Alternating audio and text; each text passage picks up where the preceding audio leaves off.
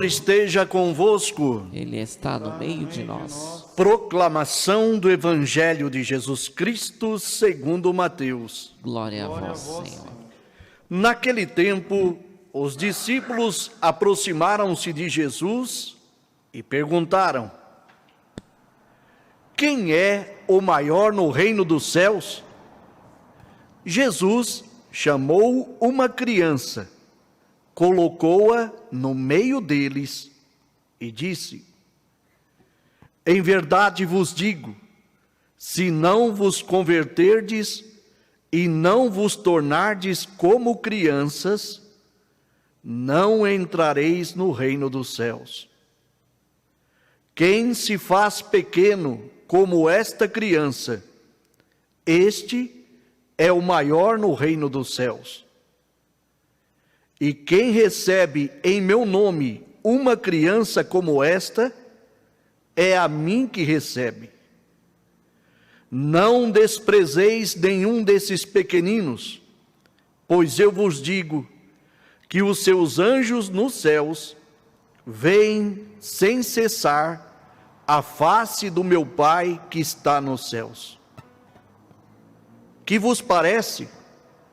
Se um homem tem 100 ovelhas e uma delas se perde, não deixa ele as 99 nas montanhas para procurar aquela que se perdeu? Em verdade vos digo, se ele a encontrar, ficará mais feliz com ela do que com as 99 que não se perderam. Do mesmo modo, o Pai que está nos céus não deseja que se perca nenhum desses pequeninos. Palavra da salvação. Glória a vós, Senhor. Glória a vós, Senhor. Podemos sentar. Queridos irmãos e irmãs, hoje nos unimos em Eucaristia para rezarmos primeiramente a Palavra de Deus. A Palavra de Deus, ela nos é um sinal de promessa muito importante. Então, Deus não abandona os seus. Primeiro, Ele se revela àquele que tem coração simples. Então, mostra que nós temos que trazer dentro da gente essa simplicidade, essa humildade para poder acolher a Palavra. Não podemos querer acolher a Palavra com os nossos vícios. Uma coisa que aprendi muito quando estudava a iconografia, aquela imagem sempre que a gente vê aqui logo atrás, quando se proclama a Palavra de Deus, quando a gente estuda um pouco iconografia, a gente aprende uma coisa. A primeira coisa que a gente aprende é isso: não deixe que os teus vícios dominem as ações de teu Deus, porque o Senhor é forte e o Senhor há de te corrigir. Então a gente aprende bem essa parte, porque a gente tem que pedir a Deus: seja verdadeiramente o mestre que vai guiar os meus dedos, a minha mão, para representar a tua imagem. Essa é a oração que o iconógrafo começa a meditar antes de começar a fazer toda a questão da escrita, que a gente chama, que para mais simples de se entender o desenho, e assim se vai. Precisa deixar o Senhor agir em nossa vida. É como a criança que se deixa, que está aberta e se deixa aprender, se deixa amar, se deixa ao conhecimento e recebe o conhecimento dos seus pais. Essa é daqueles que estão criando ela. Esta é a ação pela qual o Senhor nos quer também. Se nós não estivermos abertos, disponíveis para a palavra não surte efeito em nossa vida. Se nós vamos de encontro à palavra com os nossos vícios, quer dizer, com o nosso conhecimento, querendo já interpretar a palavra, querendo já debruçar na palavra no sentido só de ciência pela ciência, não vamos vivê-la. A gente entra num conflito, um conflito muito grande, e esse conflito muitas das vezes nos traz até a desmotivação pela palavra. O Senhor nos fala: se você quer viver essa grandeza da palavra, seja como uma criança. Deixa aprender, se deixa aprender. Escutar a palavra, saborear a palavra de Deus. A outra ação importante dentro dessa caminhada, dessa estrutura, é a gente observar ali até mesmo a outra parte do Evangelho, como fala Jesus, primeiramente coloca uma criança no meio e fala, se você não for como ela, você não entrará no reino dos céus. Depois ele fala da ovelha perdida. O que aquele Senhor faz? Ele deixa as 99 e vai atrás daquela que se perdeu. Por que ele vai atrás daquela que se perdeu? Porque para ela é importante, para ele é importante aquela ovelha. Aquela ovelha para ele é fonte também, no caso de um pastor de ovelhas, é fonte de lucro. Perder uma ovelha é prejuízo no rebanho. Não é assim que a gente aprende? Agora veja numa dimensão de fé. Se nós não nos colocarmos, não formos para a comunidade pastores, e com a comunidade não nos sentirmos ovelhas, nós também vamos perder. Então, o Senhor é o nosso pastor, o Senhor dá pastores à sua igreja, mas todos nós batizados somos chamados a também ser pastor uns dos outros. E ovelhas, essa é a ação importante. Então, saber amar aquela dimensão, até mesmo pequena, saber reconhecer o Senhor nessas pequenas coisas. Ser para a comunidade, pastor, e com a comunidade, ovelha. Assim foi Santa Clara. Santa Clara de Assis, ela, muito antes de São Francisco de Assis, é interessante a gente saber disso, ela já ali liderava uma dimensão bonita de amor pelos pobres, pelos leprosos da época, que eram colocados em lugares longes do povoado de Assis, colocado no meio do mato, à mercê dos lobos, né? Porque eram pessoas que tinham que viver até mesmo em grupos por causa da doença, e a sua doença chamava o interesse dos predadores, e eram colocados fora da cidade. E Clara, desde antes de Francisco, Clara ia ao encontro dessas pessoas, levar pão, levar comida. Clara já tinha dentro dela esse desejo bonito de amar na simplicidade, de se fazer um.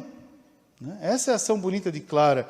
Depois que ela encontra o projeto de Francisco, São Francisco ali, Francisco se apresenta nesse projeto, depois do encontro dele, né, com Nosso Senhor, ele faz essa experiência muito profunda com Nosso Senhor. Clara, vendo os discípulos de Francisco, São Francisco, ela olha para aquela realidade e diz, é ali que eu me encaixo, não numa congregação pela congregação, não num grupo de pessoas por um grupo de pessoas, mas naquele ideal, naquela promessa de amar mais, de servir de todo o coração e de se doar para que o outro tenha vida.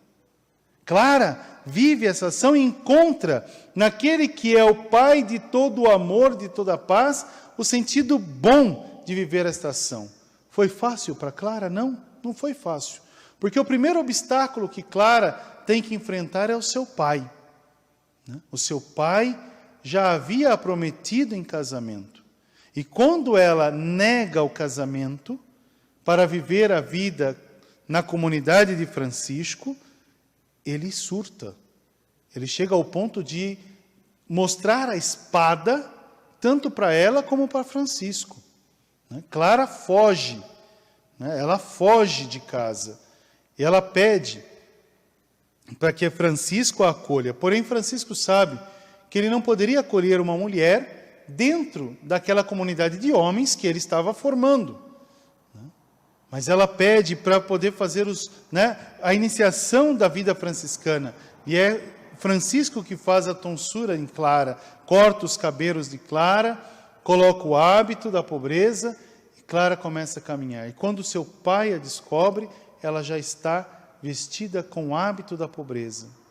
Porém, Clara é transferida para o mosteiro beneditino, para as irmãs beneditinas de Santa Escolástica, que havia em Assis, onde hoje a Porciúncula tinha o mosteiro masculino, e também próximo ao mosteiro feminino, as beneditinas. Clara, ela fica ali. O seu pai tenta invadir o mosteiro para tirar Clara de lá. E graças a Deus, pela intercessão de sua mãe, Clara permanece. O seu pai encontra em si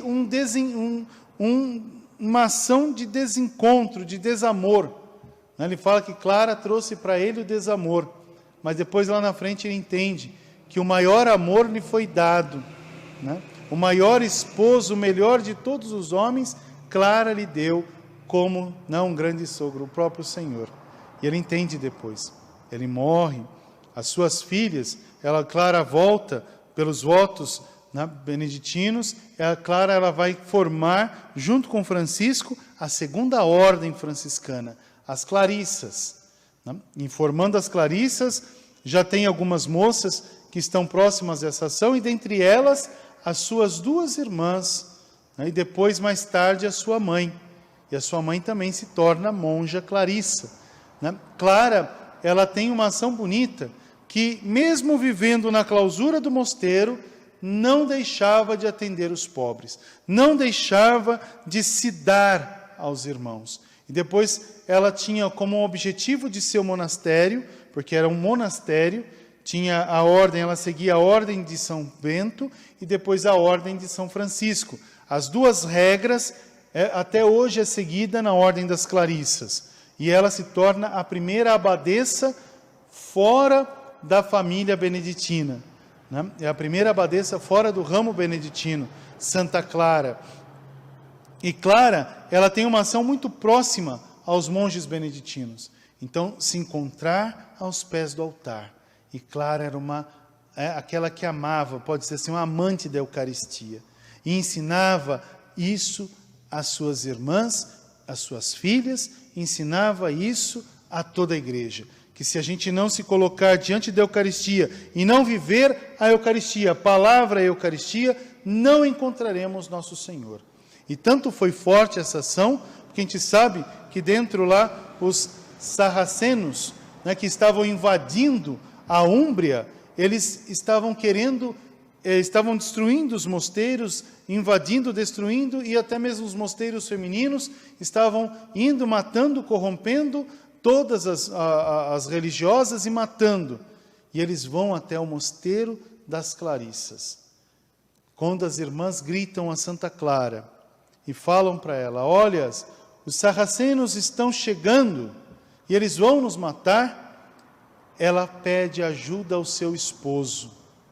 Ela vai ao sacrário, pega a Eucaristia consagrada, a hóstia consagrada, coloca no ostensório e vai à frente, abre a janela de seu mosteiro e diz: aqui existe um grande homem, se vocês forem maior do que ele, vocês podem entrar.